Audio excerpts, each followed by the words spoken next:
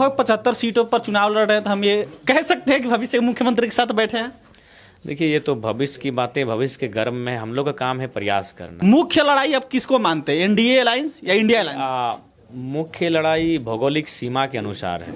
मन से कूद कर आप गाड़ी पे आते हैं और कहते हैं कि टाइगर उतर चुका है। टाइगर शब्द जुड़ता है तो कैसा महसूस होता है? और वो ट्रेंड कर गया तो फिर वो आज झारखंड ही नहीं, उसको उस ट्रेंड को माने भारत में लोग फॉलो करने लगा, पूरा देश फॉलो कर रहा है। अरविंद केजरीवाल को देख रहे हैं छत पे, तो कभी चिराग जी को देख रहे हैं स्कॉर्पियो की छत पे, कन्हैया जी को देख रहे हैं। तो ये तो पीएचडी आपकी कंप्लीट हो गई? नहीं कंप्लीट हुई, और हमें लगता है कि माने चुनाव के बाद बहुत डिस्टर्बेंस भाई यार। पीएचडी इस वक्त हम एक 6x8 के कमरे में मौजूद हैं और ये एक पार्टी दफ्तर है। चाहेंगे पहले साथी से कि इस दफ्तर को दिखा दीजिए। ये जेल केम्स जो पार्टी है उसी दफ्तर में हम मौजूद है और यहाँ टिकट बंटवारा हो रहा है। चाहेंगे कि नीचे भी दिखाइए, यहीं पर टिकट बंटवारा हो रहा है और जो लोग आ रहे हैं प्रत्याशी उनको टिकट दिया जा रहा है। और पार्टी के राष्ट्रीय अध्यक्ष टाइगर जयराम महतो जी हमारे साथ हैं। पहला सवाल महतो जी पूछेंगे, लेकिन इसके पहले भारत मंच पर आपका स्वागत है। जी धन्यवाद। पहला सवाल यही कि बड़ी बड़ी दफ्तर होती है पार्टियों की, मतलब कि हजारों स्क्वायर फीट में 6x8 का दफ्तर है। कोई बॉडीगार्ड नहीं, कोई प्रशासन नहीं, कोई सिक्योरिटी नहीं। या जो आ रहा है कह रहा है टिकट हमको चाहिए, आप बोले जाइए नामांकन कर दीजिए। नहीं, जिन सीटों से आवेदन नहीं आया है वहाँ से कह रहे हैं कि जाइए नामांकन भरिए, तो वो अलग विषय है। बाकी जहाँ से रायशुमारी हुई है, जहाँ से संसदीय बोर्ड स्क्रीनिंग कमेटी का रायशुमारी है, प्रत्याशी वही बनाए जा रहे हैं। कितने सीटों पर प्रत्याशी उतार रहे हैं? 70 से 75 के बीच में होंगे। 70 से। मुख्य लड़ाई अब किसको मानते हैं, एनडीए अलायंस या इंडिया अलायंस? मुख्य लड़ाई भौगोलिक सीमा के अनुसार है। कहीं एनडीए अलायंस के साथ हमारा टक्कर है, कहीं इंडिया अलायंस के साथ हमारा टक्कर है, तो ये भौगोलिक सीमा के अनुसार लड़ाई है। जब लगभग 75 सीटों पर चुनाव लड़ रहे हैं, तो हम ये कह सकते हैं कि भविष्य के मुख्यमंत्री के साथ बैठे हैं। देखिए, ये तो भविष्य की बातें, भविष्य के गर्भ में हम लोग का काम है प्रयास करना। और हमारी कोई ये चुनाव में आना निजी महत्वाकांक्षा नहीं रही है, जनता का आशीर्वाद है। नहीं तो आज 29 साल का एक लड़का अपने अकेले की पार्टी 70 से ज़्यादा सीटों पे चुनाव लड़ने का साहस कर पाना, ये बहुत बड़ा विषय होता है। सवाल तो यही ना है कि 29 साल का लड़का बड़े बड़े सियासतदानों का नींद हराम कर रखा है। इंडिपेंडेंट लड़के 3.5 लाख वोट ला दिया, जो झारखंड के इतिहास का हमको लग रहा है कि इतिहास में कोई कैंडिडेट नहीं लाया होगा। नहीं, बिल्कुल नहीं। झारखंड के हिस्ट्री में आज तक कोई candidate first attempt independent 3.5 lakh vote लेके नहीं आया है। एक चीज़ ये है कि जब भी आप भाषण देते हैं मंच से नहीं देते हैं। एक आपका वीडियो बहुत वायरल हुआ, जब मंच से कूद कर आप गाड़ी पे आते हैं और कहते हैं कि टाइगर उतर चुका है। टाइगर शब्द जुड़ता है तो कैसा महसूस होता है? देखिए, ऐसा बात नहीं है। एक्चुअली जब स्टार्टिंग हुआ था तो उस समय हम लोग के पास मंच नहीं था। हम लोग गाँव में जाते थे और डीजे वाले लोग अपना डीजे बाजा फ्री में दे देते थे। तो कभी डीजे के बाजा के ऊपर ही चढ़ के स्पीच देते थे। तो एक दिन हमें चक्कर लग रहा था और काफ़ी हाइट था डीजे गाड़ी का। डीजे बंधा हुआ बहुत ऊंचा था, ऐसे मेरा गर्दन हो रहा था। बोले नहीं, इतना हाइट हम स्पीच नहीं दे पाएंगे। तब फिर फर्स्ट टाइम वो फरवरी का महीना था, 2022 का साल था, और हम पहली बार स्कॉर्पियो के छत पे चढ़े और भाषण दिए और वो ट्रेंड कर गया। तो फिर वो आज झारखंड ही नहीं, उसको उस ट्रेंड को माने भारत में लोग फॉलो करने लगा, पूरा देश फॉलो कर रहा है। अरविंद केजरीवाल को देख रहे हैं छत पे, तो कभी चिराग जी को देख रहे हैं स्कॉर्पियो की छत पे, कन्हैया जी को देख रहे हैं। तो ये तो है कि आज इंटरनेट इतना मतलब तेज है कि उन तक हमारे वीडियोज गए हैं और आज देश इस एक्शन को फॉलो कर रहा है। उस समय आप छात्र नेता थे, एक राजनेता बन गए, कैसा रहा प्रोसेस आने का, क्या स्ट्रगल रहा?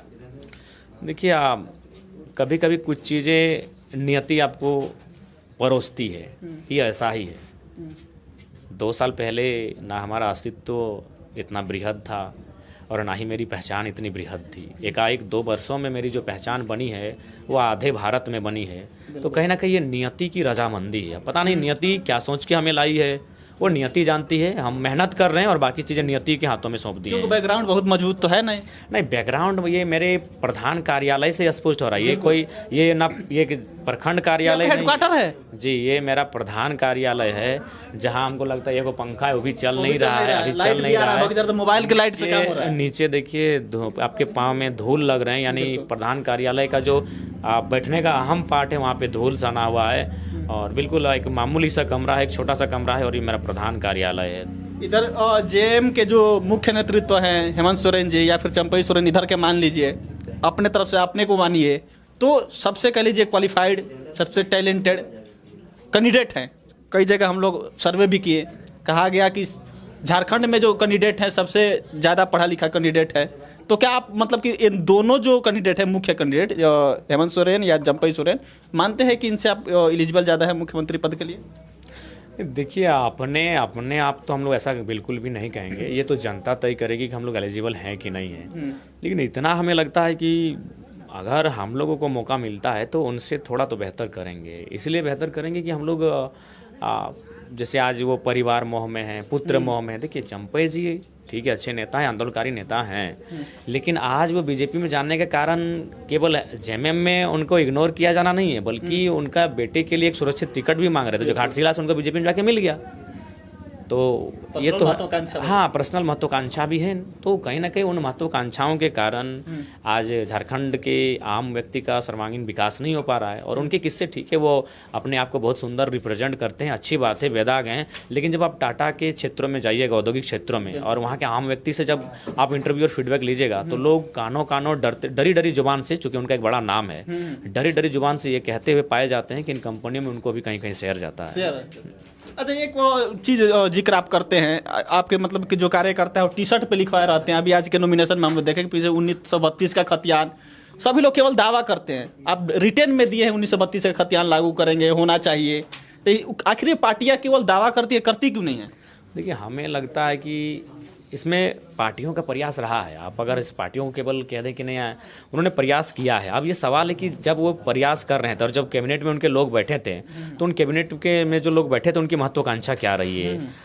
और जहाँ तक सवाल है कि इस राज्य में जो ब्यूरोक्रेट्स जिस प्रकार से हावी हैं, जिस प्रकार से कॉरपोरेट जगत हावी हैं, और ये खनिज संपदा का राज्य है, वो चाहते हैं कि मैक्सिमम खनिजों का लूटपाट हो।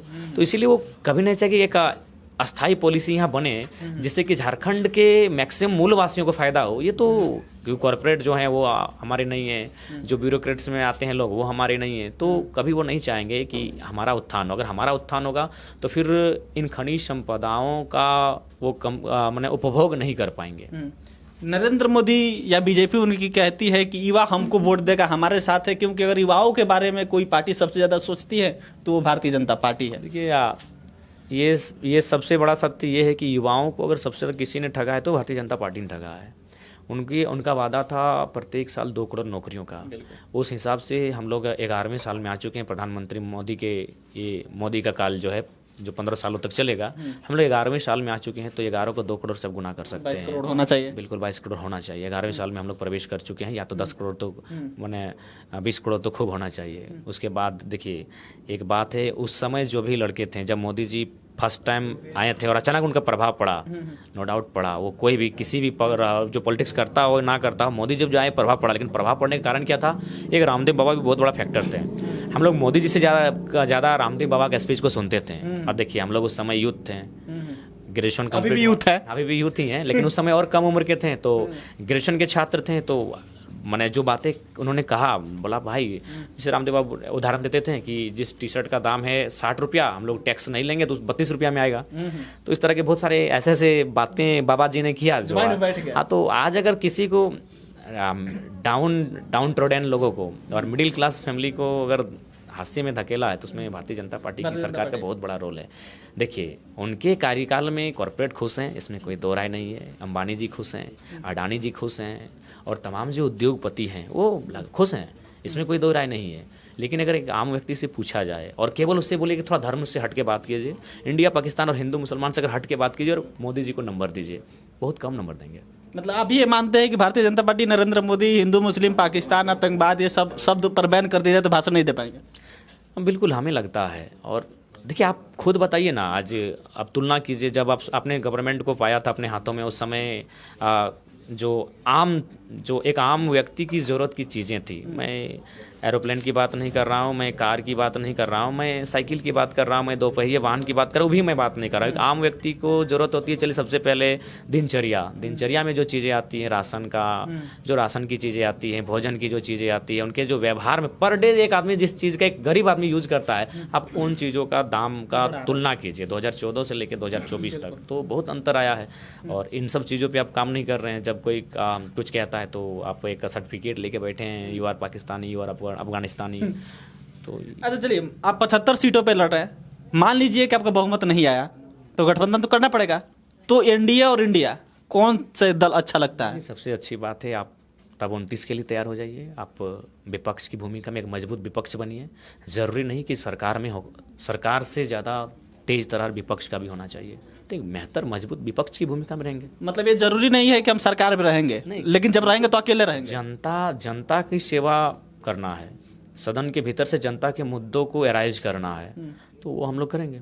अकेले भी रहेंगे लेकिन गठबंधन में नहीं जाएंगे। देखिए, राज्य सर्वोपरि है, राज्य की परिस्थितियां सर्वोपरि हैं और उसके लिए सिद्धांत भी हैं, मानवीय मूल्यांकन है। तो उन विषयों पर जब गहन चिंतन मंथन अध्ययन होगा, उसके बाद इस राज्य की जनता की दिशा निर्देश क्या होगा उस पर एक बार सोचा जाएगा। लेकिन हम लोग का मानना है जो भी जनादेश होगा उसका हम लोग स्वागत करेंगे। पीएचडी आपकी कंप्लीट हो गई? नहीं कंप्लीट हुई, और हमें लगता है कि मैंने चुनाव के बाद हम बहुत डिस्टर्बेंस भाई यार। पीएचडी का मतलब ये क्वारंटाइन होता है, पीएचडी जो करते हैं उसका मतलब ये क्वारंटाइन।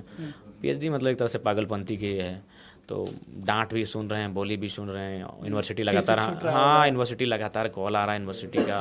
तो संभव नहीं है कि इस बीच में, क्योंकि पीएचडी मतलब कोई चैप्टर तो है नहीं कि इंटरनेट से निकाल के चल दिए। पीएचडी का मतलब है कि आपको 90% वर्ड्स आपके होने चाहिए, उसमें कॉपी नहीं होना चाहिए। तो पॉलिटिक्स की वजह से आपकी पढ़ाई छूट जाएगी? नहीं छोड़ेंगे नहीं, पीएचडी एक ऐसी पढ़ाई है जिसको टाइम लगेगा। यही है कि आप डिग्री को 4 साल 5 साल में कर सकते थे, आप 6 साल 7 साल में कीजिए। युवाओं को क्या संदेश दीजिएगा? देखिए, युवाओं को तो यही संदेश होगा कि एक बार युवाओं की सरकार बने, हाँ युवाओं का मौका मिले, एक बार बने युवाओं की सरकार। चलिए, आज तक जितना इंटरव्यू हम किए होंगे, कह लीजिए सबसे सिंपलिसिटी, क्योंकि एक मुख्यमंत्री फेस हो और मुख्यमंत्री फेस के पास बैठकर देखिए सामने कोई बॉडीगार्ड नहीं है, जनता है, इसमें से कई प्रत्याशी भी हैं और इनके साथ हम इंटरव्यू कर रहे हैं और जितने आसानी के साथ सभी सवालों का जवाब दिए, कोई मुख्यमंत्री शायद ना दे पाए। जब इतना डिफिकल्ट सवाल पूछा जाए तो कह लीजिए कि वो जवाब नहीं देती, या पहले इंटरव्यू तय होता है कौन कौन सा सवाल पूछा जाएगा, उसके हिसाब से तय किया जाता है। लेकिन टाइगर जयराम महतो अपने भाषणों के लिए जाने जाते हैं, अपने बयानों के लिए जाने जाते हैं, अपने स्ट्रगल के लिए जाने जाते हैं। और इसलिए जब झारखंड है तो इसलिए हमने सोचा कि सबसे पहले डुमरी विधानसभा से चुनाव का कवरेज शुरू किया जाए, क्योंकि यहाँ से टाइगर जयराम महतो की दावेदारी है। पार्टी 75 सीटों पर लगभग चुनाव लड़ रही है और इंटरव्यू में इन्होंने जो दावा किया उस पर आप क्या सोचते हैं? प्रतिक्रिया दीजिएगा। भारत मंच देख रहे थे, सिकंदर अली नाम है मेरा। बहुत बहुत धन्यवाद।